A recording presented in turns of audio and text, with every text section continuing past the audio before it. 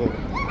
దోస్తులు అందరికి నమస్తే. అయితే మన విషయం ఏంటంటే మొన్న జరిగిన సంఘటన మీకు తెలిసే ఉంటుంది. అహ్మదాబాద్లో మన ఫ్లైట్ ఊరిపై ఎంతోమంది ప్రాణాలు కోల్పోయి చిన్న పిల్లలు ఇట్లా చనిపోతే ఎంతో బాధగా అనిపించింది. ఆ మెడికల్ కాలేజ్లో పడ్డ మెడికల్ కాలేజ్ స్టూడెంట్స్ ఎంతోమంది చనిపోయారు. తలుచుకుంటే ఎంతో బాధ అనిపిస్తుంది. కానీ ఏం చేస్తాం చూసినావా, ఉన్నది ఒకటే జిందగీ, ఎప్పుడు ఏం జరుగుతుందో తెలియదు.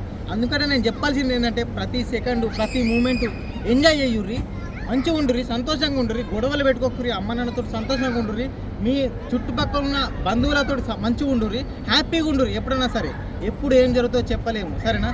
ఎందుకంటే ఇది లైఫ్, ఒకటే లైఫ్, పోతే మళ్ళీ రాదు. ఏమంటావు బ్రో, కరెక్టా కదా? కరెక్టే, నువ్వు చెప్పింది బ్రో చెప్పింది 100% కరెక్టే. ఉన్నది ఒకటే జిందగీ, ఎక్కడ ఉడతామో ఎక్కడ వేస్తామో అది మనకే తెలియదు. ఇక్కడ రాసి పెట్టింది ఉంటే అదే జరుగుతుంది. కాబట్టి ఇవాళ రేపు ఫ్లైట్ ఎక్కడానికి కూడా చాలామంది భయపడుతున్నారు. కాబట్టి ఉన్నన్ని రోజులు ఫ్యామిలీతో హ్యాపీగా ఉండండి. ఈ లైఫ్కి ఎప్పుడు ముగింపు అనేది తెలియదు. నమస్తే.